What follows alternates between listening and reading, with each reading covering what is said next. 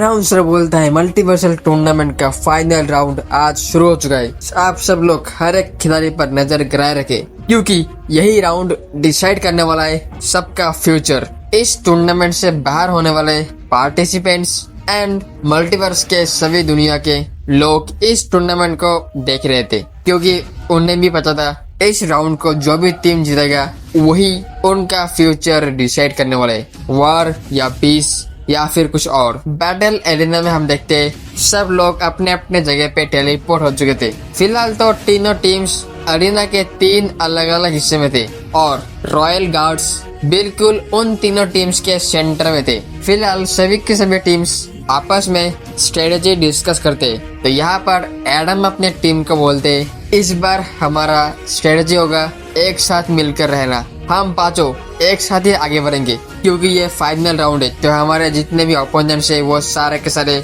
बहुत ही स्ट्रॉन्ग और खतरनाक है और उसी के साथ यहाँ पर रॉयल गार्ड्स की एक टीम है। सो अगर उनका सामना हमसे हुआ तो हम अकेले उनका मुकाबला नहीं कर पाएंगे और बस इसीलिए हम सब मिलकर लड़ेंगे एक दूसरे का हेल्प करते हुए। एडम के इस बात से सब लोग एग्री करते और देन ऐश पूछता है तो फिर हम किस तरफ आगे बढ़े। तो इस पर एडम बोलते फिलहाल हम सभी को सेंटर की तरफ जाना चाहिए। उनके पास जो टैप था उस टैप कस करके वो लोग सेंटर की तरफ बढ़ते।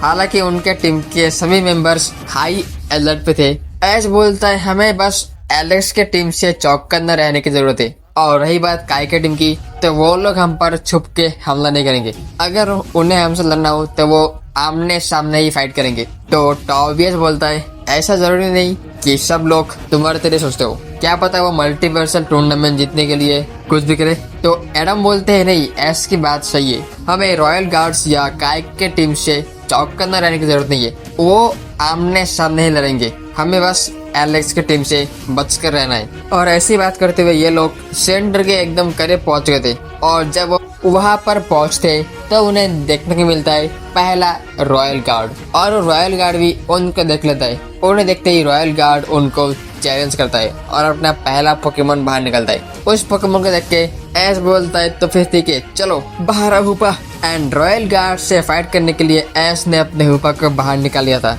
इस और एडम बोलते ऐश इस बार रॉयल गार्ड से मैं लड़ने वाला था। तो रॉयल गार्ड बोलता है कोई बात नहीं, मैं इससे हरा के तुमसे भी फाइट करूंगा। तो ऐश बोलता है देखते हैं तुम मुझे हरा पाओगे या नहीं। हुपा अभी यूज करो कॉस्मिक बीम का। ऐश के हुपा का कॉस्मिक बीम रॉयल गार्ड के पोकेमोन की तरफ बढ़ रहा था। तभी वो पोकेमोन अपने जगह से गायब हो चुका था और वो चला आता है हुपा अनबाउंड के पीछे और उसके ऊपर स्लैशेस का होता है। एंड हुपा साइज में काफी बड़ा होने के चलते वो बहुत ही स्लो था, सो इस कारण से वो इस पोकेमोन के हमले से बच नहीं पाता और उसके ऊपर वो सारे के सारे स्लैश लगते और इससे हुपा को काफी डैमेज होता है। ऐसे बोलता है अभी हुपा अभी कभी 3 सुपर फास्ट पोकेमोन को बुलाओ और बुलाओ टाओ ट्रियो को। हुपा अपने 6 रिंग कस करके बुलाता है लैटियोस, लाटियास, रैक्वेजा, रेसिरम, क्यूरेम एंड जैकरम को। रॉयल गार्ड बोलता है तो अच्छा ये बात है, चलो देखते हैं ये सब करने के बावजूद तुम मुझसे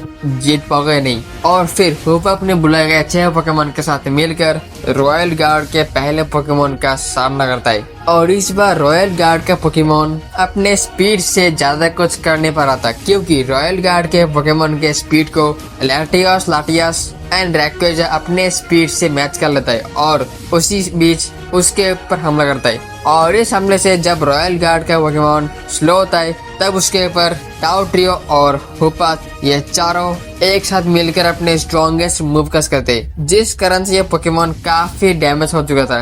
इसी बीच ऐश पूछता है आपके टीम के बाकी के मेंबर्स कहाँ पे। तो वो रॉयल गार्ड बोलता है हम सभी 5 मेंबर्स अलग अलग दिशा पर जा रहे थे, हमारा काम है तुम सभी 15 पार्टिसिपेंट्स को फाइट में हराकर एलिमिनेट करना और हम वही काम कर रहे हैं। ऐश बोलता है चलो हुपा अभी यूज करो हाइपर स्पेस फ्यूरी का। ऐश का हुपा अपने हाइपर स्पेस फ्यूरी कस करके रॉयल गार्ड के इस पोकेमोन को बहुत ही ज्यादा डैमेज कर देता है और उसी के साथ हुपा के बुलाए गए सारे के सारे पोकेमोन एक साथ मिलकर एक कंबाइंड अटैक छोड़ते और हाइपर स्पेस फ्यूरी के चलते वो पोकेमोन उन अटैक से बच नहीं पाता और उसके ऊपर सारे के सारे अटैक लगते जिससे पोकेमोन बहुत ही ज्यादा डैमेज हो चुका था। ऐश बोलता है लगता है तुम काफी वीक हो, मैंने तुमसे पहले जिन दोनों रॉयल गार्ड का सामना किया था वो काफी स्ट्रॉन्ग थे। तो ये वाला रॉयल गार्ड बोलता है हाँ, क्योंकि वो अपने स्ट्रॉन्गेस्ट पोकेमोन के साथ लड़ रहे थे, जहाँ पर ये मेरा सबसे वीक पोकेमोन है। अगर तुमने इसे हरा दिया तो मैं लेवल थोड़ा अप करूंगा। ऐसे बोलते अगर तुम्हारा ये पोकेमोन हार चुका है। हुपा फाइनल मूव गैलेक्टिक ब्लास्ट। ऐस का हुपा अपने सामने एक के बाद एक करके 6 रिंग को प्लेस करता है और उन 6 रिंग्स के थ्रू एक बहुत ही पावरफुल अटैक लॉन्च करता है। और ये अटैक लगते ही वो पहला पोकेमोन हार चुका था। अपने पहले पोकेमोन को वापस बुला के रॉयल गार्ड भेजते ही अपने सेकंड पोकेमोन को। उससे लड़ने के लिए ऐस अपने हुपा को वापस बुला के अपने सेकंड पोकेमोन को चुनता है। ऐस बोलता है आपसे लड़के मुझे अपने पोकेमोन को ज्यादा थकाना नहीं है, अभी हुपा तुम थोड़ा रेस्ट करो। और देन एस का सेकंड पोकेमोन बाहर आता है। उसका सेकंड पोकेमोन था ग्रिजार्ड। एस बोलता है चलो ग्रिजार्ड अपना कमाल दिखाओ। बैटल में आते एस का ग्रिजार्ड रॉयल गार्ड के फ्लाइंग पोकेमोन के साथ आसमान में ही लड़ रहा था। दोनों ही पोकेमोन काफी फास्ट है। लड़ते दौरान सबसे पहले ग्रिजार्ड यूज करता है फ्लेम थ्रोर का, जिसका वो फ्लाइंग टाइप पोकेमोन डॉच कर लेता है। और फिर एस बोलता है अभी उसको ड्रैगन शुरिकेन का। ग्रिजार्ड के ड्रैगन शुरिकेन्स एक साथ जाकर लगते हैं उस फ्लाइंग टाइप पोकेमोन को, जिससे उसको थोड़ा डैमेज होता है। और तभी ऐसे बोलता है चलो ग्रिजार्ड अभी एक साथ यूज करो ड्रैगन टेल और आइस पंच का। ग्रिजार्ड पहले तो यूज करता है आइस पंच का, जिससे उस पोकेमोन का पंख जम चुका था। और इसी के साथ यूज करता है ड्रैगन टेल का, जिससे वो पोकेमोन जमीन पे आके गिरता है। फिर ऐसे बोलता है अभी यूज करो फायर ब्लास्ट। फायर ब्लास्ट का अटैक उसके पास पहुंचने से पहले वो फ्लाइंग टाइप पोकेमोन फिर से आसमान में उड़ जाता है और यूज करता है काफी पावरफुल थंडर अटैक का, जिसने ग्रिजार्ड को काफी डैमेज कर दिया था। फिर रॉयल गार्ड बोलता है चलो अभी यूज करो थंडर ब्लास्ट का। एज बोलता है चलो ग्रिजार्ड काउंटर करो उसको, यूज करो ड्रैगन फ्लेम का। उस फ्लाइंग पोकेमोन के थंडर ब्लास्ट को रोकने के लिए एस का ग्रिजार्ड ड्रैगन फ्लेम का करके काफी पावरफुल फ्लेम का शील्ड बनाता है, जिसको पार करना बिल्कुल ही नामुमकिन था।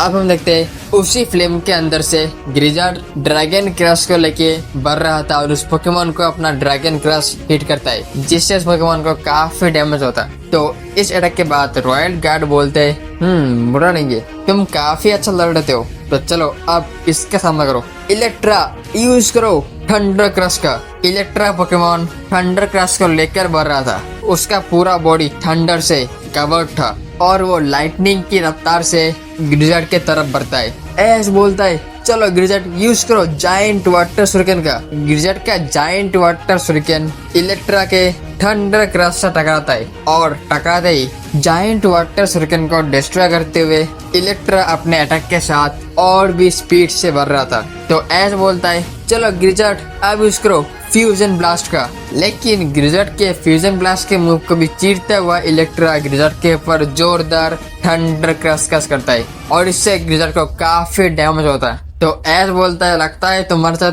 पूरी ताकत क्रश करना होगा, ग्रिजार्ड तैयार हो। उसके बाद हम देखते हैं एस अपने ग्रिजार्ड के साथ बॉन्ड इवॉल्व करता है और देन एस बोलता है चलो ग्रिजार्ड फाइनल मूव यूज करो फाइनल फ्यूजन अटैक। देन हम देखते हैं ग्रिजार्ड एक बहुत ही पावरफुल अटैक को बनाता है अपने सारे टाइपिंग के मूव कस करके। ड्रैगन, फायर, फ्लाइंग, वाटर और डार्क, इन सभी टाइपिंग के मूव को एक साथ कंबाइन करके ग्रिजार्ड ने एक स्वॉर्ड बनाया था और उस स्वॉर्ड से वो इलेक्ट्रा के ऊपर एक स्ट्राइक करता है और इसी स्ट्राइक से इलेक्ट्रा पोकेमोन वहीं पर हार चुका था। इस पोकेमोन के हारने के बाद रॉयल गार्ड अपने बाकी के पोकेमोन का करते और ऐसे ही देखते देखते रॉयल गार्ड के 5 पोकेमोन हार चुके थे और एस ने भी रॉयल गार्ड के हर एक पोकेमोन के लिए अपने हर एक पोकेमोन का किया था। जैसे कि हमने देखा पहले 2 राउंड में एस ने यूज किया था हुपा अनबाउंड और ग्रिजार्ड को और उसके बाद के 3 राउंड्स में एस यूज करता है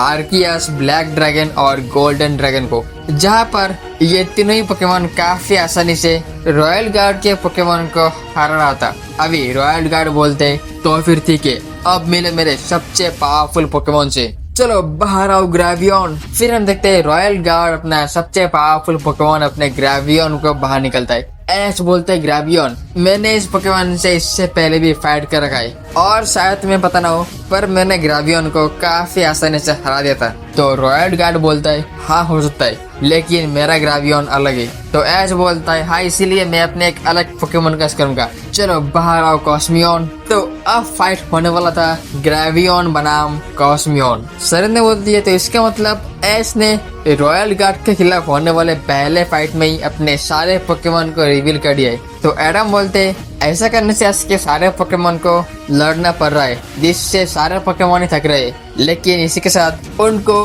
थोड़ा थोड़ा करके रेस्ट भी मिल रहा है, जिससे वो खुद को रिकवर कर लेंगे। और ऐसा करने से इसके किसी भी सिंगल पोकेमोन के ऊपर ज्यादा लोड नहीं पड़ेगा, जिससे वो लॉन्ग टाइम तक फाइट कर पाएगा। और मैं भी इसके स्ट्रेटेजी को अपनाऊंगा, मैं भी हर एक फाइट में अपने सारे पोकेमोन का यूज करूंगा। और यहाँ पर हम देखते हैं ग्रेवियन और कॉस्मियन के बीच फाइट चल रहा था। ग्रेवियन का हर एक मूव कॉस्मियन आसानी से टेलीपोर्ट करके डॉच कर रहा था, और कॉस्मियन ग्रेवियन के आगे पीछे ऊपर नीचे आके अचानक से अपने हमले लॉन्च करता है। और क्योंकि ये हमले अचानक और काफी तेज हुए थे, तो ग्रेवियन को उनको डॉच करने का या फिर काटने का मौका नहीं मिलता और उसको काफी सारे डैमेज पड़ते हैं। तो अब ये देख के रॉयल गार्ड बोलता है ये कॉस्मियन इतना फास्ट है कि मेरे पोकेमोन को रिएक्ट करने का मौका नहीं मिल रहा है। अगर थोड़ा और स्लो होता तो इसके हर एक अटैक को मेरा कॉस्मियन अपने स्वॉर्ड से बेकार कर देता। तो ऐश बोलता है हाँ मुझे बताए,